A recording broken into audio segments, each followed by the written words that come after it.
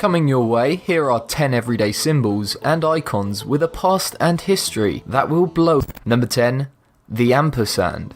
Sitting there right on your keyboard like a bloated out $sign on crack is one of the most used figures in creation. During a pesky part of its travels, the ampersand was first used throughout the days of the Roman Empire, a quick way to join things together. Its peculiar and squiggly formation, a logogram, is a union of the letters E and T. In Latin, they were occasionally written together to form a ligature, ET, meaning, aside from extraterrestrial, and that's the first stop in this detailed road trip. Now let's hop in our time machine and fly back to the middle of the 19th century. During this period, the symbol was recognised as the 27th letter of the alphabet and taught as such to British schoolchildren, who would recite it after the letter Z in the alphabet. Basically, the sign became so popular that it actually warranted a place with the big guns. Since it would have been confusing to say X, Y, Z and, kids started repeating and per se, and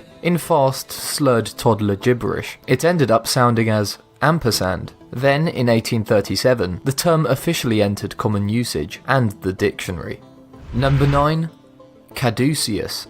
Have you ever heard the oxymoron army intelligence? Well, this one will drive the truth of that saying home. The staff of Mercury or Hermes pictured here, depending on your mythological tent pole, is the medical go-to symbol for a lot of health organisations and professionals. It is a short rod intertwined by two snakes and topped with a pair of wings. Now, here's where the big oops comes into play. Hermes, for all his many talents, isn't exactly known for his medical degree. He was the god of thieves, inventors, merchants, and messengers. In all fairness, the big guy doesn't know the difference between a Tic Tac and an aspirin. On the other hand, back in Greece at around 1200 BC, there was this fella called Asclepius, a brilliant physician who eventually bordered the lines between fiction and reality, and actually became, outlandishly, a god. His field of practice and divine influence was healing. Medical schools and shrines were dedicated to Asclepius back in those days, with his iconic coat of arms being a long wooden staff, with one snake and no wings. Thousands of years later, one lonely officer in the US Army Medical Corps mixed the two together and slapped Hermes' staff on a couple of vans and medical tents. So, in other words, he chose symbols from the wrong god. When you look at the insignia for most healthcare organisations, you are actually staring at a huge mistake. Number 8. The heart logo. Candy, jewellery, that cute way certain co-eds dot their I's, 1,000 biker tattoos. Perhaps the heart symbol truly is one of the most commonplace and hackneyed logos in existence. It's all over the place. Now, and here's the rub. It looks nothing, not even close, to a real heart. The reason? Simple. We humans fouled up along the way. The first depictions of the heart symbol can be traced back to old Roman days. It was originally imprinted on coins and letters as a way to identify a seed pot that looked exactly the same. A seed pot of the silphium plant, a herb used for one purpose only, as birth control, a herb that also no longer exists because it was boinked into extinction. After all, this was the time of the Caligula. Since it was used for birth control, silphium was first associated with sex, and later became a symbol of love. Oh, and one final thought. The Romans usually linked this heart symbol, which was mostly depicted upside down, to another human organ. Can you guess which one? It starts with tes, and ends with cause, and usually dangles like prunes between every male's legs. Number 7. The barber pole. This one has a vile and sinister backstory. This classic red and white swirly stick was first introduced back in the Middle Ages. Back in those Black Death-filled, happy-go-lucky, hope-you-reach-40 heydays, doctors were too struck up to perform common surgeries. Yuck, blood was their go-to squeal. There was a demand in the market, and a void needed to be filled. Hence, no strangers to doing nasty things, barbers filled the gap and started piling up the dough. Cutting hair, trimming beards, removing thumbs, slicing off tumours. They really broadened their job description. During a time, these barber surgeons, that was their true label, by the way, spent most of their day bloodletting, which was basically an ancient system of medicine whereby blood was withdrawn from the patient. This was common practice used by the yokels to fight off everything from a bad toothache to a gypsy curse. These wily merchants, seeking to advertise their profession and draw in the nut bars, started hanging blood-soaked bandages over their doors. A couple of centuries later, we have the sanitary barber pole. Number 6. Skull and crossbones. This icon is a well-established image that has worked wonders for Johnny Depp's film career. Its main stronghold, and where you can usually find it, is over anything that's guaranteed a speedy trip 6 feet under. Poison, nuclear stuff, pissed off bikers, villains, and just about anything you don't want to mess with. The logo is mostly associated with pirates, and most people think that that's the place modern society borrowed it from. Wrong.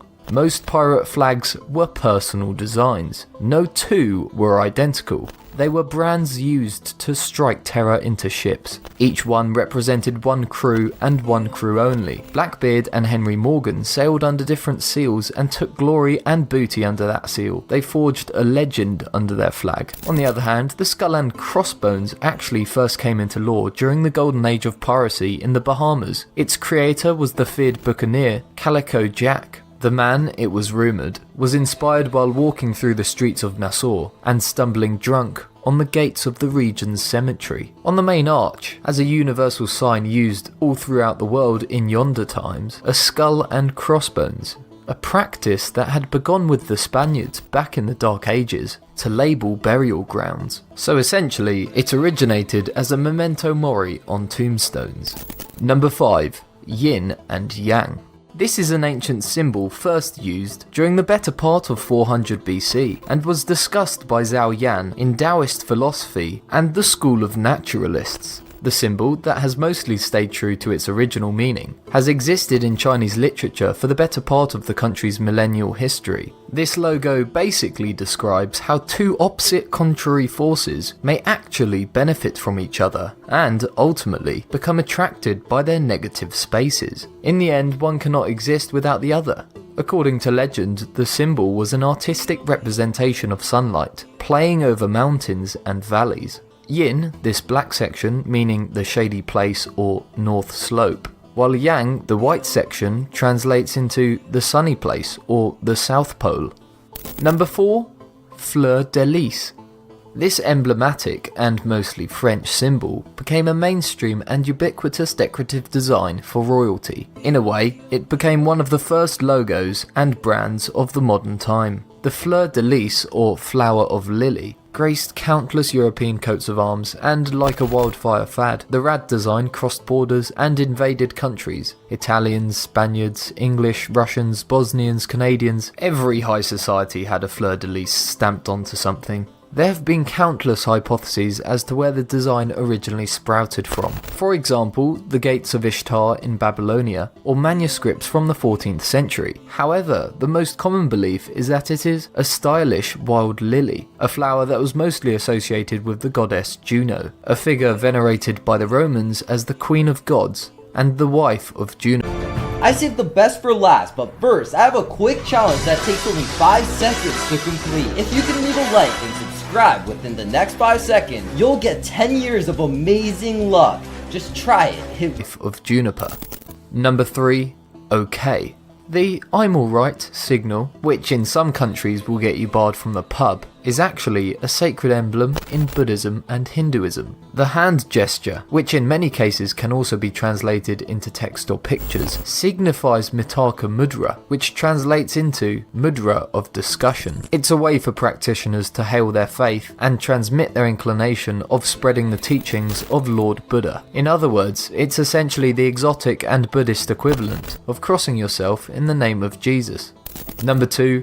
The lightning bolt. Never has a symbol signified so many things with so little. This icon could easily reference the Mighty Morphing Power Rangers, a DC speedster named Flash, the Nazi movement, a charging station for your mobile phone, and the Wrath of God. The lightning bolt is one of the oldest and most recognized icons in history. It bridged and overpassed civilization gaps, popping up almost supernaturally throughout history in different extreme, far-off points of the planet. it. Cavemen and Neanderthals scratched them on caves hundreds of times. Civilizations of Norse, Roman, Greek, and Native American descent also linked it with sky gods and their divine punishment. The Navajo identified it as the tag and insignia of the Thunderbird. Its origin, therefore, as you can imagine, is pretty straightforward. An erratic, offhand and slapdash representation of one of primitive man's most prehistoric fear: fire from the sky. Number 1. Swastika.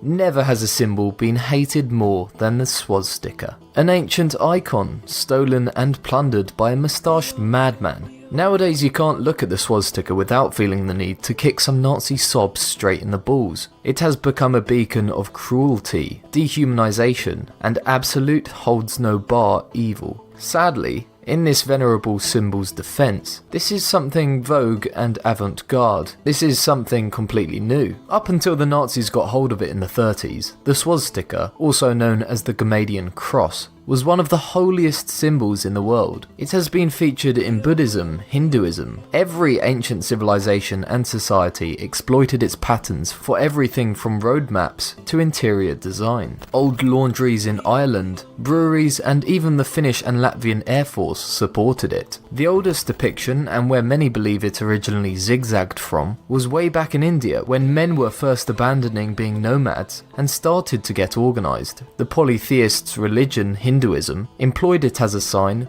of two of its most powerful deities. Clockwise, it represented Vishnu, the supreme being, he who dreams reality into existence, and counterclockwise, you had Kali, a take-no-prisoners badass dame who makes Sarah Connor look like a baby.